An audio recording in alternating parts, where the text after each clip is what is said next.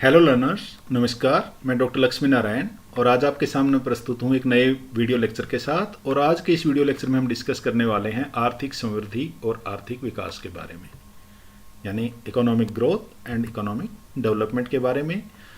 आइए पहले हम जान लेते हैं कि जब हम आर्थिक विकास और आर्थिक समृद्धि शब्दों का प्रयोग करते हैं तब हम क्या कहना चाहते हैं।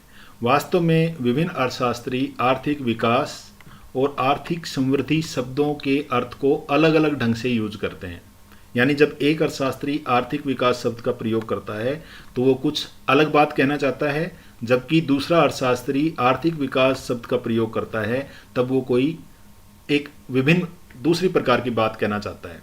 इसी तरीके से आर्थिक समृद्धि शब्दों का प्रयोग भी हम अनेक अर्थों में करते हैं।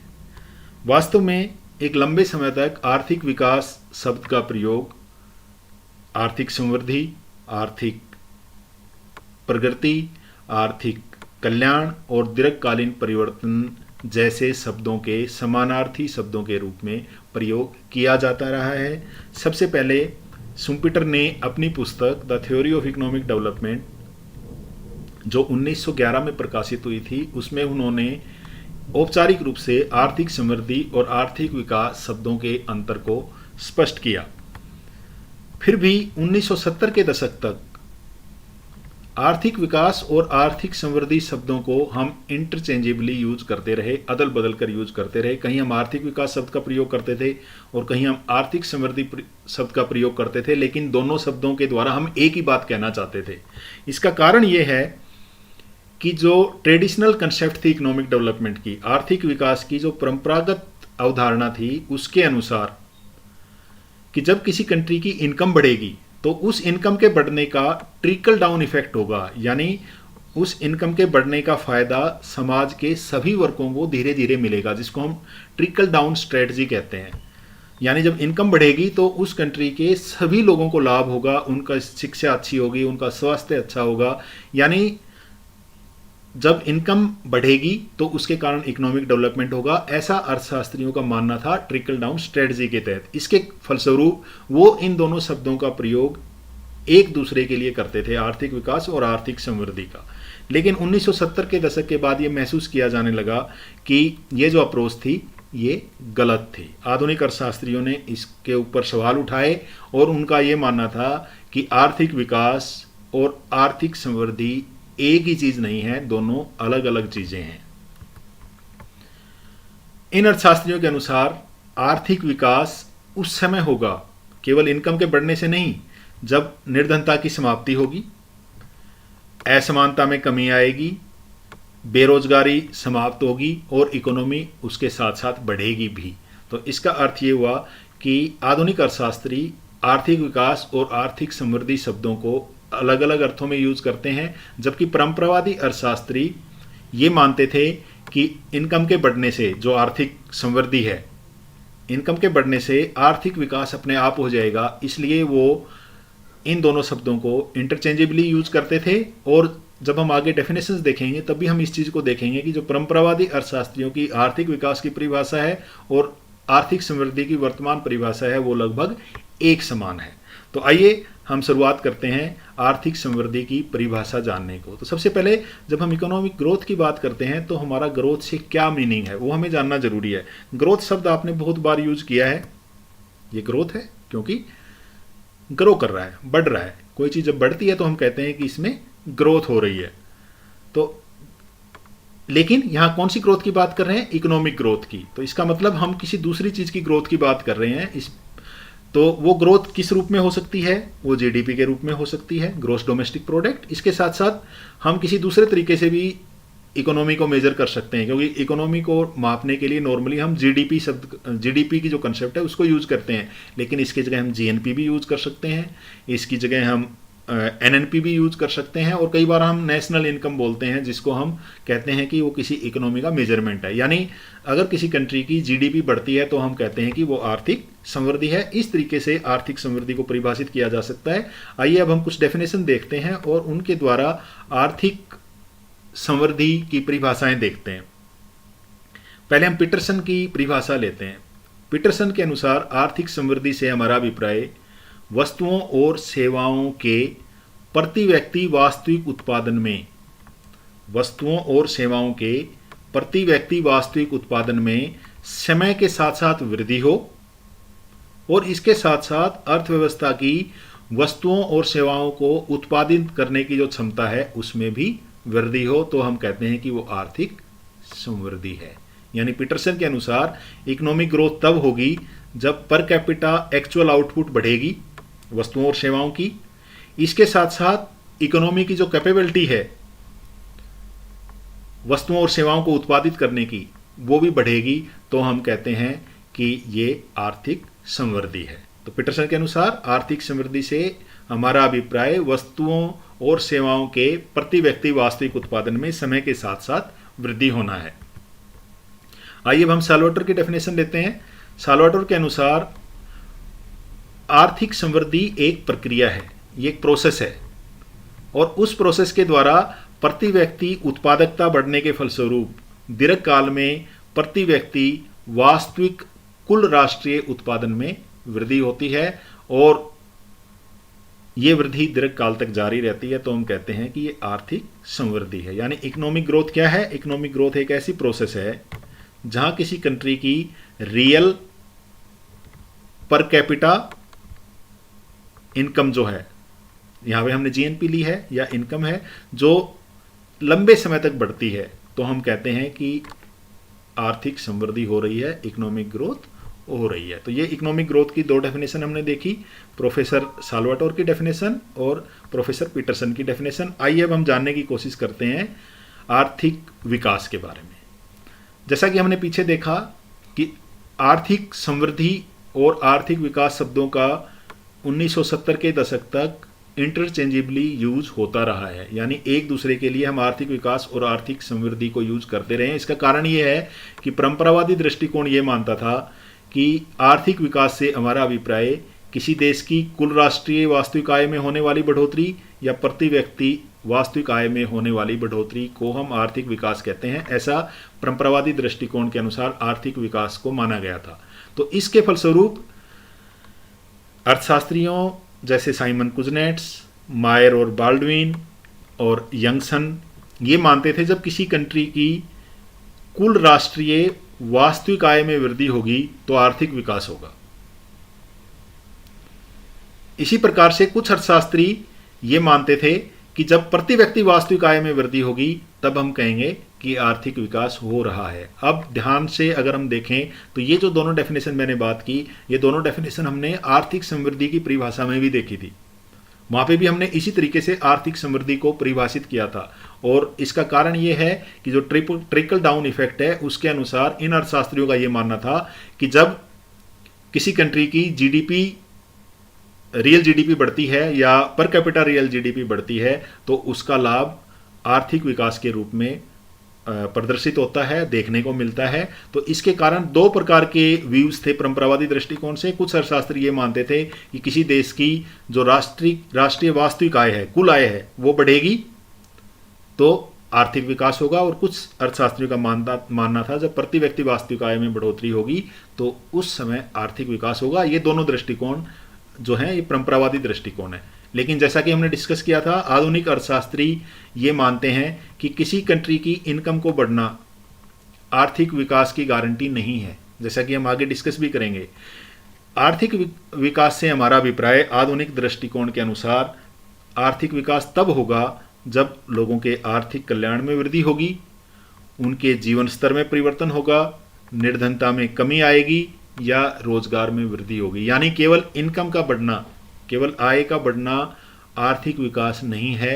आर्थिक विकास के साथ साथ आर्थिक कल्याण में भी वृद्धि होनी चाहिए, लोगों का जीवन स्तर जो लेवल ऑफ लिविंग है वो भी बढ़ना चाहिए, पॉवर्टी जो है वो रिड्यूस होनी चाहिए और एम्प्लॉयमेंट जो है वो बढ़नी चाहिए। तो ये आर्थिक विकास संबंधी दो दृष्टिकोण हैं। आइए अब इन दोनों दृष्टिकोणों को हम डिटेल में देखें। इन दोनों दृष्टिकोणों के हिसाब से जो इनकी कुछ परिभाषाएं हैं वो हम लेते हैं। तो आइए पहले क्लासिकल व्यू से शुरू करते हैं। क्लासिकल व्यू में जो मायर एंड बाल्डविन के अनुसार आर्थिक विकास एक ऐसी प्रक्रिया है जिसमें दीर्घकाल में किसी अर्थव्यवस्था की वास्तविक राष्ट्रीय आय में वृद्धि होती है। यहां पे हमने तीन बातें की। इकोनॉमिक डेवलपमेंट एक प्रोसेस है और उस प्रोसेस के द्वारा उस कंट्री की रियल नेशनल इनकम बढ़ती है लॉन्ग रन में। इसी तरीके से प्रोफेसर विलियमसन के अनुसार आर्थिक विकास और या आर्थिक समृद्धि उस प्रक्रिया का बोध है जिसके द्वारा किसी देश अर्थात प्रदेश के निवासी उपलब्ध साधनों का उपयोग करके प्रति व्यक्ति वस्तुओं के उत्पादन में निरंतर वृद्धि करते हैं।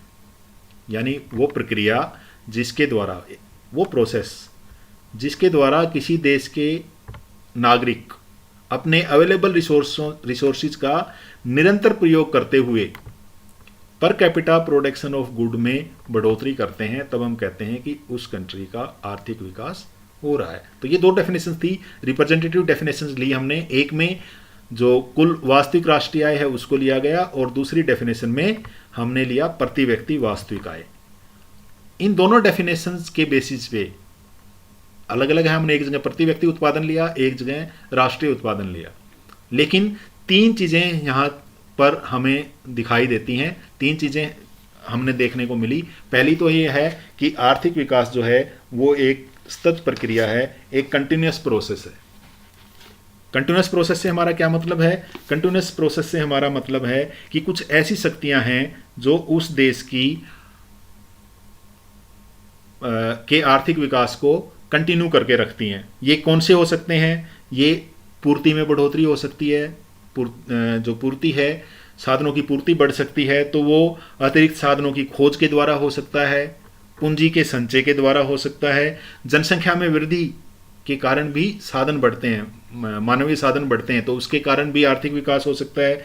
तो ये प्रक्रिया है, ये वो शक्तियां हैं जो किसी देश की राष्ट्रीय आय में बढ़ोतरी करती है, तो उसको हम कहते हैं कि ये एक सतत प्रक्रिया है। ऐसी एक फोर्सेज हैं जो लगातार काम करती हैं और उस इकोनॉमी की को ग्रो करती हैं। दूसरा है कि रियल इनकम। दोनों जो डेफिनेशन हमने पढ़ी उन वहां पर हमने रियल इनकम की बात की, यानी जो इनकम है वो वास्तविक राष्ट्रीय आय होनी चाहिए। कीमतों में बढ़ोतरी के कारण जो इनकम बढ़ेगी वो आर्थिक विकास नहीं हो सकता। इसके साथ साथ आर्थिक विकास जो है वो दीर्घकाल या निरंतर होने वाली वृद्धि है।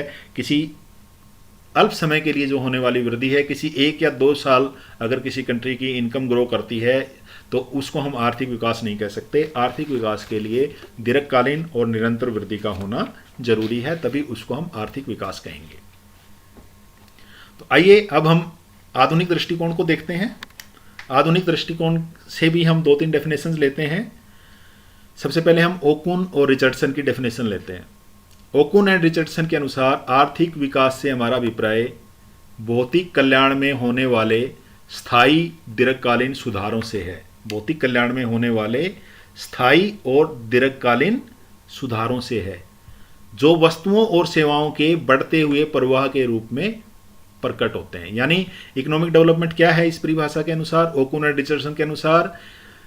इकोनॉमिक डेवलपमेंट लोगों के भौतिक कल्याण, मैटेरियल वेलबींग में लंबे समय तक होने वाली इंप्रूवमेंट है, जो हमें दिखाई देती है वस्तुओं के बढ़ते हुए प्रवाह के रूप में। यानी भौतिक कल्याण में स्थायी दीर्घकालीन सुधार जिसके फलस्वरूप वस्तुओं और सेवाओं का प्रवाह किसी इकोनॉमी में बढ़ता है, तो उसको हम आर्थिक विकास कहते हैं। ऐसा ओकुन एंड रिचर्डसन का मानना था। तो इस परिभाषा में भी देखो हमने भौतिक कल्याण शब्द का प्रयोग किया और स्थायी और दीर्घकालीन सुधार या जो हमने पहले डिस्कस किए थे वो यहां भी हैं। आइए एक और डेफिनेशन देखते हैं। प्रोफेसर किंडलबर्ग और हैरिक के अनुसार आर्थिक विकास से हमारा अभिप्राय आर्थिक कल्याण में किए जाने वाले सुधारों से है। आर्थिक कल्याण में किए जाने वाले सुधारों से है। ये सुधार विशेष रूप से उन लोगों के लिए किए जाते हैं जिनकी आय न्यूनतम होती है, जो आम लोगों की इनकम के नीचे के स्तर पे होते हैं, और इसके द्वारा जो सामाजिक बुराइयां हैं, निर्धनता की, अशिक्षा की, इसके बाद जल्दी मृत्यु जो है, इन बुराइयों को दूर किया जाता है। तो हम कहते हैं आर्थिक विकास हुआ। यानी इकोनॉमिक डेवलपमेंट जो है वो मटेरियल वेलफेयर में इंप्रूवमेंट होनी चाहिए, खासकर उन व्यक्तियों की जिनकी इनकम जो है वो कम है, और इसके फलस्वरूप निर्धनता में कमी आनी चाहिए, अशिक्षा में कमी आनी चाहिए, लोगों को बीमारी से मुक्ति मिलनी चाहिए या बीमारी का इलाज सही होना चाहिए, और जल्दी मृत्यु नहीं होनी चाहिए। अगर ये सारे लक्ष्य हम प्राप्त कर लेते हैं तो हम कहते हैं आर्थिक विकास हुआ। ये आधुनिक दृष्टिकोण किंडलबर्ग और हैरिक का है।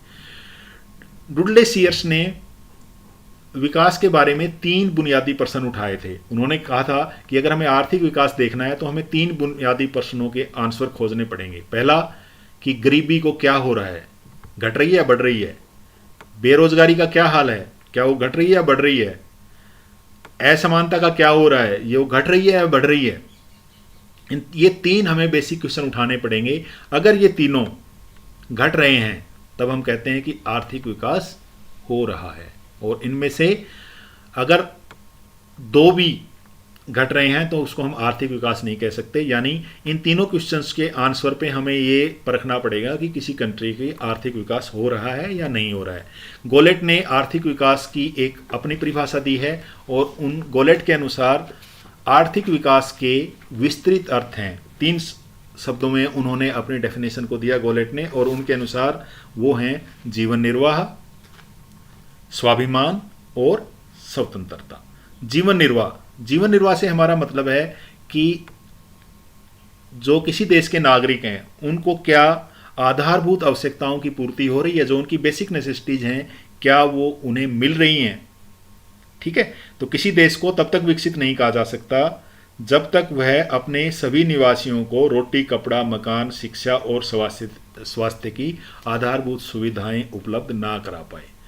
दूसरा उन्होंने कहा सेल्फ एस्टीम, स्वाभिमान। आर्थिक विकास का मतलब है स्वाभिमान। स्वाभिमान से हमारा क्या मतलब है कि जो अल्पविकसित देश हैं उन्हें उनमें हीन भावना ना आए। उनको इसलिए विकास करना पड़ता है ताकि वो दूसरे देशों के बराबर अपने आप को उठा सकें, यानी जो उनका आत्मसम्मान है वो बना रहे, यानी आत्मसम्मान के साथ वो अपना विकास करना चाहते हैं। तो जिसके फलस्वरूप जो आर्थिक विकास है वो स्वाभिमान के साथ ग्रोथ है। तीसरा है स्वतंत्रता। तो स्वतंत्रता से हमारा अभिप्राय है 3 बुराइयों से मुक्ति, और वो है निर्धनता, अज्ञानता और गंदगी से मुक्ति, गंदगी से स्वतंत्रता। यानी हमें 3 चीजें, निर्धनता, अज्ञानता और गंदगी से जो मुक्ति मिलती है तो हम कहेंगे कि स्वतंत्रता के साथ हम विकास कर रहे हैं। तो 3 पहलू हैं आर्थिक विकास के। जीवन निर्वाह, लोगों को बेसिक नेसेसिटी पूरी हो जाए, उनका स्वाभिमान बना रहे और उनको जो 3 बुराइयां हैं उनसे मुक्ति मिले, तब हम कहेंगे कि आर्थिक विकास हो रहा है।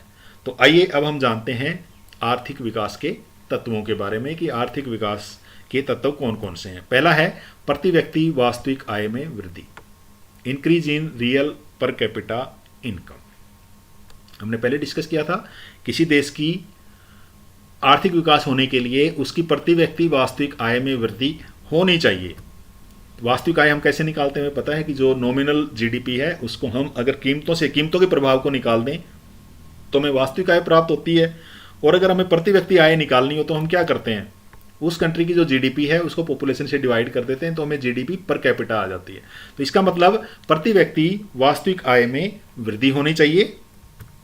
दूसरा, ये एक दीर्घकालीन प्रक्रिया है, लंबे समय तक चलने वाली प्रक्रिया है आर्थिक विकास।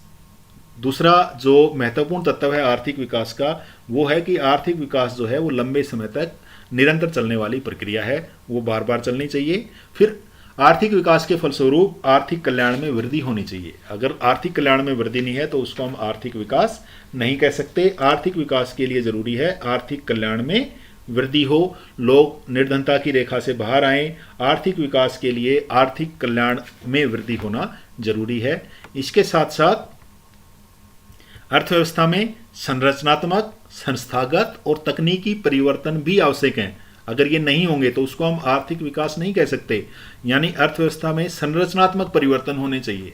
संरचनात्मक परिवर्तन से हमारा क्या मतलब है, संरचनात्मक परिवर्तन से हमारा मतलब है कि जो जीडीपी है उसमें कंट्रीब्यूशन जो है अलग अलग सेक्टर्स का, जैसे 3 सेक्टर हैं, प्राइमरी, सेकेंडरी और टर्शरी, या एग्रीकल्चर, सर्विसेज और इंडस्ट्री। तो तीनों का जो कंट्रीब्यूशन है वो चेंज होना चाहिए समय के साथ साथ। एग्रीकल्चर का कंट्रीब्यूशन जीडीपी में घटना चाहिए और बाकी दोनों का, खासकर सर्विसेज का, बढ़ना चाहिए। तो ये संरचनात्मक परिवर्तन जरूरी हैं। अगर संरचनात्मक परिवर्तन नहीं होंगे तो वो आर्थिक विकास नहीं हो सकता। अब ये तो मैंने जीडीपी के हिसाब से संरचनात्मक परिवर्तन बताए, एम्प्लॉयमेंट के हिसाब से भी हो सकते हैं, लोग काम कहाँ कर रहे हैं, उनका एम्प्लॉयमेंट पैटर्न क्या है, क्या ज़्यादा लोग कृषि में लगे हुए हैं या उद्योगों में लगे हुए हैं या सेवाओं में लगे हुए हैं, इसको भी चेंज होना जरूरी है। जो आर्थिक विकास होता है, लोगों की कृषि पर निर्भरता घटती है और दूसरे सेक्टर में जो निर्भरता है वो बढ़ती है। इसी तरीके से जो एक्सपोर्ट का कंपोजिशन है वो भी संरचनात्मक परिवर्तन में हो सकता है। हम उन चीज़ों का एक्सपोर्ट करें, रेडीमेड प्राइमरी प्रोडक्ट्स का एक्सपोर्ट ना करें, टाइम के साथ साथ हमारे एक्सपोर्ट्स का कंपोजिशन भी चेंज हो। इसके साथ साथ जो पॉपुलेशन है उसका कंपोजिशन भी चेंज हो, यानी जो बर्थ रेट और डेथ रेट हैं वो भी चेंज हों। इसके साथ साथ जो डिस्ट्रीब्यूशन ऑफ इनकम है उसमें भी परिवर्तन आए, ये जरूरी हैं। इसके साथ साथ संस्थागत परिवर्तन भी हों। संस्थागत परिवर्तन वो सरकार के स्तर पे हो सकते हैं, निजी संस्थाएं हो सकती हैं और वो सामाजिक संस्थाएं भी हो सकती हैं। यानी संस्थागत ढांचा जो है वो इस प्रकार का होना चाहिए कि वो विकास प्रेरक हो। इसी के साथ साथ किसी अर्थव्यवस्था में उत्पादकता को बढ़ाने के लिए तकनीकी परिवर्तन भी जरूरी हैं, तो तकनीकी परिवर्तन होने भी जरूरी हैं। उन तकनीकी परिवर्तन के बिना भी आर्थिक विकास जो है वो नहीं हो सकता। तो आर्थिक विकास के महत्वपूर्ण तत्व 4 हमने डिस्कस किए। प्रति व्यक्ति आय में वृद्धि होनी चाहिए, ये एक दीर्घकालीन प्रक्रिया होनी चाहिए। इसके फलस्वरूप आर्थिक कल्याण में वृद्धि होनी चाहिए और आर्थिक विकास के फलस्वरूप संरचनात्मक, संस्थागत और तकनीकी परिवर्तन होने जरूरी हैं। ये परिवर्तन होने चाहिए। आइए अब हम आर्थिक विकास और आर्थिक समृद्धि में अंतर देखते हैं कि दोनों में अंतर क्या है, आर्थिक समृद्धि और आर्थिक विकास में। तो पहले तो हम दोनों की कंसेप्ट के आधार पर दोनों का डिफरेंस करते हैं। तो अवधारणा के आधार पर या कंसेप्ट के आधार पर आर्थिक विकास जो है वो एक व्यापक धारणा है। इसके विपरीत जो आर्थिक समृद्धि है वो एक नैरो कंसेप्ट है, एक संकुचित अवधारणा है। यानी आर्थिक समृद्धि में हम केवल किसी कंट्री की प्रति व्यक्ति वास्तविक आय में होने वाली वृद्धि को लेते हैं, जबकि आर्थिक विकास में वास्तविक आय भी होती है और इसके साथ साथ लोगों का आर्थिक कल्याण में भी वृद्धि होनी चाहिए। यानी अगर ये आर्थिक विकास है तो आर्थिक समृद्धि यहां होगी, इतना योगदान है। यानी आर्थिक समृद्धि जो है वो आर्थिक विकास का एक हिस्सा है। वास्तविक आय और आर्थिक कल्याण भी होना चाहिए, दोनों चीजें होनी चाहिए। तो पहला डिफरेंस जो है, आर्थिक समृद्धि एक संकुचित अवधारणा है। इसके विपरीत आर्थिक विकास जो है वो एक व्यापक अवधारणा है। इसमें प्रति व्यक्ति आय में होने वाली वृद्धि के साथ साथ आर्थिक कल्याण में भी वृद्धि होनी चाहिए। इस अवधारणा के आधार पर दूसरा जो अंतर है वो ये है कि आर्थिक समृद्धि एक संख्यात्मक अवधारणा है। इसको हम संख्याओं के रूप में प्रयोग कर सकते हैं, जैसे किसी देश की जीडीपी कितनी बड़ी, जिसको इनकम को, किसी कंट्री की इकोनॉमी की साइज को नापने के अलग अलग तरीके हमने पहले थोड़ी देर पहले डिस्कस किया था। जीडीपी के द्वारा नाप सकते हैं, जीएनपी के द्वारा नाप सकते हैं, एनएनपी के द्वारा नाप सकते हैं, या पर कैपिटा जीडीपी, जीएनपी और एनएनपी के द्वारा नाप सकते हैं। लेकिन ये एक संख्यात्मक धारणा होगी, मात्रात्मक धारणा होगी आर्थिक समृद्धि। जबकि आर्थिक विकास जो है वो मात्रात्मक अवधारणा के साथ साथ एक गुणात्मक अवधारणा भी है। यानी जो अर्थव्यवस्था में लोगों के जीवन स्तर में गुणात्मक सुधार होने चाहिए, जैसे कि उनका ह्यूमन डेवलपमेंट होना चाहिए, उनकी शिक्षा कैसी है, उनका स्वास्थ्य कैसा है, उनमें सुधार होने चाहिए। यानी केवल मात्रात्मक नहीं है, ये गुणात्मक तत्वों को भी अपने में शामिल करती है। इसलिए आर्थिक विकास में केवल मात्रात्मक तत्व नहीं, गुणात्मक तत्व भी शामिल होते हैं। तो ये हमारा दूसरा महत्वपूर्ण डिफरेंस है आर्थिक समृद्धि और आर्थिक विकास में। आइए अब शुम्पेटर के अनुसार हमने देखा था कि परिवर्तन की प्रकृति में भी अंतर है। परिवर्तन की प्रकृति भी जो आर्थिक समृद्धि की प्रकृति है वो अलग होगी और आर्थिक विकास की प्रकृति जो है वो अलग होगी। हम बहुत बार शुम्पेटर की एक जो सेंटेंस है उसको हम यूज करते हैं। शुम्पेटर का ये मानना था कि विकास, आर्थिक विकास स्थिर अवस्था में होने वाला आकस्मिक व अनियमित परिवर्तन है जो पुरानी संतुलन की अवस्था को हमेशा के लिए परिवर्तित कर देता है। इसके विपरीत आर्थिक समृद्धि दीर्घकाल में होने वाला क्रमिक तथा सतत परिवर्तन है जो देश की जनसंख्या के बढ़ने से या देश में जो बस्तें बढ़ती हैं उनके फलस्वरूप अपने आप हो सकता है, नेचुरल है, ये प्राकृतिक रूप से जो वृद्धि होती है उसको हम आर्थिक समृद्धि कहते हैं। इसके विपरीत आर्थिक विकास जो है वो एक प्रेरित, आकस्मिक और अनियमित परिवर्तन है, और इसके फलस्वरूप जो पुराना संतुलन है वो चेंज होकर एक नया संतुलन कायम होता है, तो उसको हम आर्थिक विकास कहते हैं। यानी परिवर्तन की प्रकृति के आधार पर आर्थिक समृद्धि के जो है उसके परिवर्तन स्वाभाविक हैं और क्रमिक हैं, जबकि आर्थिक विकास में जो परिवर्तन है वो प्रेरित हैं, यानी लोग जानबूझ के अपनी इच्छा के द्वारा करते हैं, आकस्मिक हैं और अनियमित हैं, लगातार नियमित नहीं चलते। इसके बाद अगला जो डिफरेंस है आर्थिक समृद्धि और आर्थिक विकास में, वो सामाजिक न्याय को लेके है। आर्थिक समृद्धि के साथ साथ सामाजिक न्याय, जैसे आय का वितरण, अमीर गरीब का जो भेद है,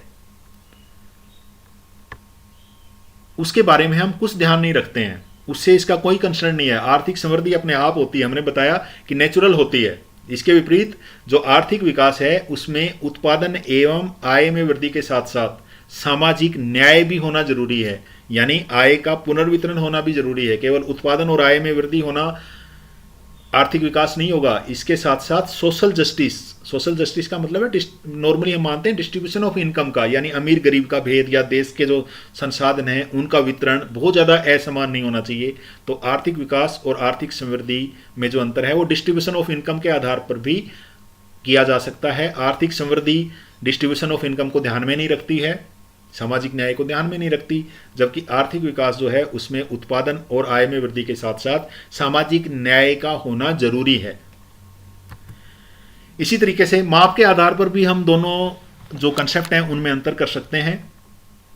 आर्थिक समृद्धि को हम GDP, GNP, NNP, per capita income, per capita consumption के द्वारा मापते हैं। जो उसके इंडिकेटर हैं आर्थिक समृद्धि के वो अलग हैं और आर्थिक विकास के इंडिकेटर अलग हैं। इनको हम PQLI के द्वारा, जीवन का भौतिक गुणवत्ता सूचकांक, ह्यूमन डेवलपमेंट इंडेक्स, मानव विकास सूचकांक, IMR जो स्वास्थ्य का मापक है, यानी इन्फेंट मोर्टेलिटी रेट, शिशु मृत्यु दर, इसी के साथ साथ लिटरेसी रेट के द्वारा भी हम आर्थिक विकास को मापते हैं। इसके साथ साथ हम कई बार जेंडर रिलेटेड इंडेक्सेस के साथ भी आर्थिक विकास को मापते हैं। तो माप के आधार पर भी दोनों कंसेप्ट जो हैं वो अलग अलग हैं। इसी के साथ साथ अर्थव्यवस्था की जो प्रकृति है, मेडिसन ने कहा कि आय का बढ़ना अमीर देशों में आर्थिक समृद्धि कहलाता है, जबकि गरीब देशों में वो आर्थिक विकास कहलाता है। यानी जो आर्थिक इकोनॉमिक ग्रोथ जो है वो डेवलप्ड इकोनॉमीज की प्रॉब्लम को सोल्व करती है, जबकि आर्थिक विकास जो है वो अंडर डेवलप्ड और डेवलपिंग इकोनॉमीज की प्रॉब्लम पर फोकस करता है। यानी दोनों का फोकस जो है अलग है इकोनॉमी की नेचर के हिसाब से। जो डेवलप्ड इकोनॉमीज हैं उनमें आर्थिक समृद्धि की कंसेप्ट लागू होती है, जबकि जो अंडर डेवलप्ड इकोनॉमीज हैं उसमें आर्थिक विकास की कंसेप्ट लागू होती है। इसके बाद आर्थिक समृद्धि में हमने बताया ना वो स्वाभाविक परिवर्तन है, अपने आप होने वाले परिवर्तन हैं, उसमें तकनीकी, संरचनात्मक और संस्थागत परिवर्तन होने जरूरी नहीं है, उनसे आर्थिक समृद्धि का कोई लेना देना नहीं है। इसके विपरीत आर्थिक विकास के लिए तकनीकी, संरचनात्मक और संस्थागत, टेक्नोलॉजिकल, स्ट्रक्चरल और इंस्टीट्यूशनल चेंजेस होने जरूरी हैं। इन तीनों कंसेप्ट को मैंने वहाँ डिटेल में बताया था जब हम आर्थिक विकास के तत्व डिस्कस कर रहे थे, तो वहाँ पे हमने देखा था कि ये जो तीनों तत्व हैं ये आर्थिक विकास के महत्वपूर्ण अंग हैं, जबकि आर्थिक समृद्धि में इन पर फोकस नहीं किया जाता है। इसके साथ साथ कुछ दूसरे अंतर भी हैं जो आर्थिक समृद्धि और आर्थिक विकास को अलग करते हैं। आर्थिक समृद्धि में नवीनता का सर्जन होना जरूरी है, यानी आर्थिक समृद्धि में नवीनता का होना आर्थिक समृद्धि में नवीनता का होना जरूरी नहीं है, जबकि आर्थिक विकास में हर समय नवीनता होती है और नई शक्तियां उत्पन्न होती हैं जो पुराने संतुलन को चेंज करके एक नया संतुलन प्रदान करती हैं, जिसके फलस्वरूप आर्थिक विकास होता है। आर्थिक समृद्धि में जो संतुलन है गत्यात्मक तो है, लेकिन उसका झुकाव स्थैतिकता, स्टैटिक्स की तरफ ज्यादा होता है, जबकि आर्थिक विकास की प्रकृति जो है वो मूल्यता गत्यात्मक है। क्यों गत्यात्मक है? क्योंकि जो संतुलन है उनकी दशाओं में आधारभूत परिवर्तन होता है। हमने थोड़ी देर पहले शुम्पेटर की जो सेंटेंस पढ़ा था उसमें कहा था कि आर्थिक विकास वो परिवर्तन है जो पुरानी संतुलन की अवस्था को परिवर्तित करके एक नए संतुलन का सृजन करते हैं। तो इस आधार पे हम कह सकते हैं कि आर्थिक विकास और आर्थिक समृद्धि एक दूसरे से अलग हैं, दोनों सेम नहीं हैं। तो इस आधार पे हम कह सकते हैं कि आर्थिक समृद्धि और आर्थिक विकास की कंसेप्ट जो है वो अलग है। आर्थिक समृद्धि का होना कोई गारंटी नहीं है कि उसके फलस्वरूप आर्थिक विकास भी होगा। हो सकता है किसी कंट्री की इनकम डबल हो जाए, लेकिन हमने डुडली सीयर्स के कुछ क्वेश्चंस देखे थे कि इनकम डबल हो गई लेकिन निर्धनता में भी कमी नहीं आई, इनकम का डिस्ट्रीब्यूशन जो असमान था वो भी समान नहीं हुआ। तो वो तीनों क्वेश्चंस अगर नेगेटिव में आंसर्स हैं, चाहे इनकम डबल हो जाए, तो वो आर्थिक विकास नहीं हो सकता। आर्थिक विकास के लिए जरूरी है कि निर्धनता में कमी आए, लोगों को स्वतंत्रता में वृद्धि हो। अमर्त्य सेन ने कहा था डेवलपमेंट एज फ्रीडम, उनकी एक बुक ही है जिसमें वो ये कहता है कि डेवलपमेंट का मतलब है मोर चॉइसेस, मोर ऑप्शंस। लोगों के पास ज़्यादा चुनाव करने का के ऑप्शंस अगर होंगे तो हम कहते हैं कि आर्थिक विकास हो रहा है। तो आर्थिक विकास एक व्यापक धारणा है जिसमें बहुत सारी चीज़ों को समायोजित किया जाता है, जबकि आर्थिक समृद्धि मेन रूप से इकोनॉमी के साइज को मापने का एक तरीका है। तो ये बेसिक डिफरेंस हैं आर्थिक समृद्धि और आर्थिक विकास में। तो आज के लेक्चर में हमने डिस्कस किया आर्थिक समृद्धि और आर्थिक विकास होता क्या है, दोनों की परिभाषाएं देखी। आर्थिक विकास के हमने परंपरावादी दृष्टिकोण को देखा और आधुनिक दृष्टिकोण को देखा। उसके बाद हमने आर्थिक विकास के तत्वों के बारे में डिस्कशन की और लास्ट में हमने देखा कि आर्थिक समृद्धि और आर्थिक विकास में क्या अंतर है। आज के लिए बस इतना ही। आपके धैर्यपूर्वक सुनने के लिए धन्यवाद। Thank you.